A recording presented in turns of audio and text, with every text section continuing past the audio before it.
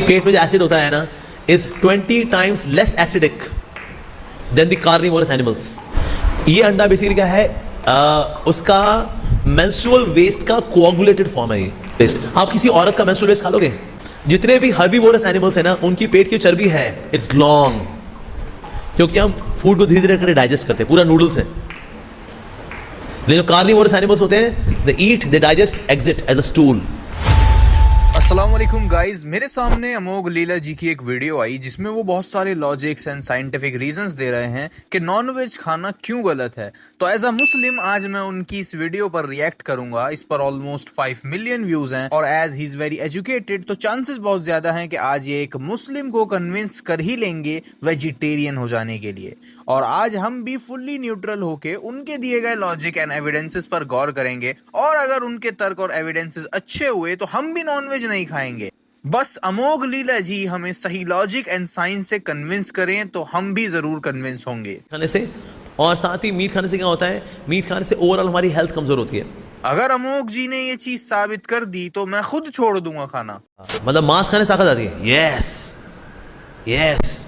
अच्छा, सांड क्या खाता है? घास फूस। हाथी क्या खाता है? घास फूस। तो ताकत कहां पर है? घास फूस में।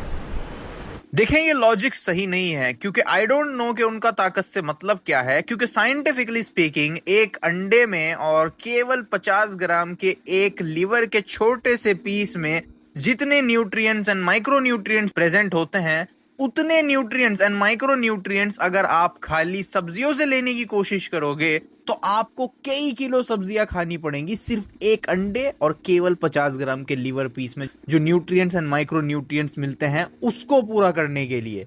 और वो भी हाई क्वालिटी के नहीं होंगे जितने इनमें होते हैं।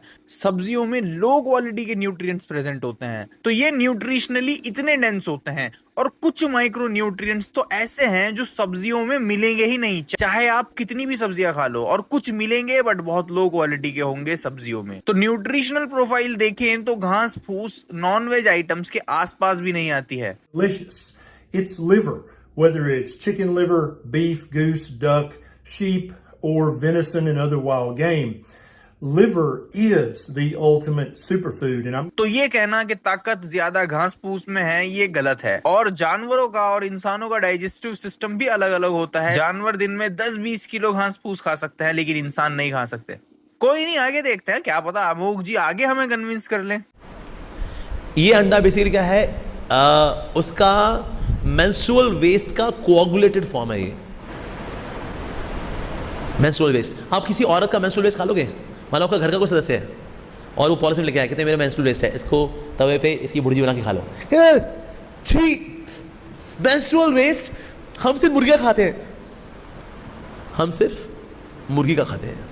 अब एग्स मेंस्ट्रुअल वेस्ट है या नहीं इस डिबेट में जाए बिना भी ये लॉजिक सही नहीं है क्योंकि किसी ऑर्गेनिज्म का वेस्ट दूसरे के लिए बहुत यूजफुल हो सकता है।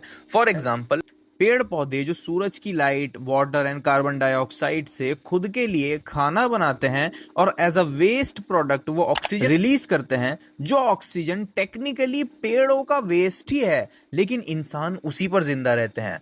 इस प्रोसेस को फोटोसिंथेसिस कहते हैं। तो पेड़ पौधों का वेस्ट इंसान के लिए जिंदगी बन जाता है। हम इंसान जिंदा भी नहीं रह सकते ऑक्सीजन के बिना जो पेड़ पौधे वेस्ट के तौर पे निकालते हैं। और फिर दूसरी बात यह है कि इस लॉजिक को आप कहां तक लेके जाएंगे। इस तरह से देखा जाए तो जो बीज वाले फल फ्रूट सब्जियां आप खा जाते हो, अनार, टमाटर, कक्यूम्बर, ये जो बीज हैं अगर अमोघ जी के लॉजिक से देखें तो ये बीज बच्चे हैं पेड़ पौधों के, चिल्ड्रंस हैं।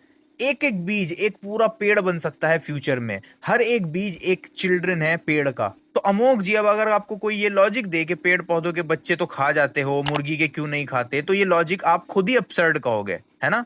उसी तरह हनी, शहद को अगर देखा जाए तो उसमें मधुमक्खी का थूक भी मिला हुआ होता है। तो अब कोई आपसे अगर बोले कि मधुमक्खी का थूक तो पी लेते हो, इंसानों का क्यों नहीं पीते, तो इस तरह के लॉजिक आप खुद ही गलत बोलोगे। कारण क्या है, हमारी बॉडी मीट खाने के लिए बनी नहीं है।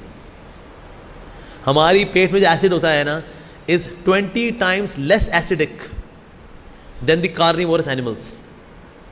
दे can digest meat, we can not. अब यहाँ अमोघ जी ने बहुत बड़ी साइंटिफिक मिस्टेक कर दी। रियलिटी यह है कि इंसानों का जो स्टमक एसिड है वो कुछ मांसाहारी जानवरों से भी ज्यादा स्ट्रांग होता है। जी हाँ, कुछ मांसाहारी जानवरों से भी ज्यादा स्ट्रांग होता है ह्यूमंस का स्टमक एसिड। ये स्टडी देखिए, इसमें इंसानों का और बाकी जानवरों का स्टमक एसिड कंपेयर किया गया है। ये देखिए, इंसान का स्टमक एसिड का पीएच है 1.5 और कार्निवोर्स जैसे डॉग्स के स्टमक एसिड का पीएच है 4.5 एंड कैट्स का है 3.6। तो इन मांसाहारी जीवों से भी ज्यादा स्ट्रॉन्ग इंसानों का एसिड है अकॉर्डिंग टू दिस स्टडी, जो कि जर्नल प्लॉस में पब्लिश हुई हुई है। अच्छा, ये मैं बता दूं, पीएच स्केल में जितना कम नंबर होता है उतना ज्यादा स्ट्रॉन्ग एसिड होता है। तो इनका कम है और इंसानों का ज्यादा एसिडिक है क्योंकि हमारा नंबर कम है। इंसानों का जो स्टमक एसिड है वो स्कैवेंजर्स के क्लोज होता है, जैसे गिद्ध होते हैं। इनका स्टमक एसिड का पीएच होता है 1.2। ये सड़ा गला मांस खाते हैं, इसी वजह से इनका स्टमक का एसिड बेहद स्ट्रांग होता है। उसी तरह बाज हो गए, इनका स्टमक एसिड भी बहुत स्ट्रांग होता है। तो इंसानों का स्टमक एसिड तो बहुत सारे कार्निवोरस एनिमल से भी ज्यादा स्ट्रांग होता है और स्कैवेंजर्स के क्लोज होता है।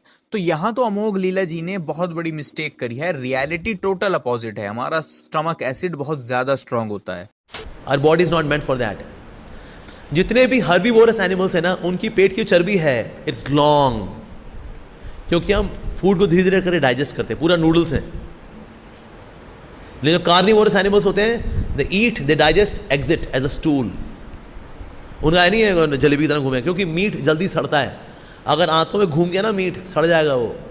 ये आइडिया भी पूरी तरह डिबंक हो चुका है कि जितने भी लॉन्ग इंटेस्टिन वाले जानवर हैं वो सिर्फ घास फूस खाने वाले होते हैं या घास फूस के लिए बने होते हैं। एग्जाम्पल के तौर पर ह्यूमंस एंड पिग्स का इंटेस्टिन कंपेयर करें। पिग्स का भी बहुत लंबा इंटेस्टिन होता है, लेकिन पिग्स तो ऑमनिवोर्स होते हैं। वो हंसी खुशी मीट खा लेते हैं, जानवर खा लेते हैं, क्योंकि वो ऑमनिवोर्स होते हैं। उसी तरह स्पर्म वेल्स होती हैं जो 100% नॉनवेज डाइट खाती हैं, उसके बावजूद भी इनका इंटेस्टिन 500 से 1000 फीट तक लंबा हो सकता है।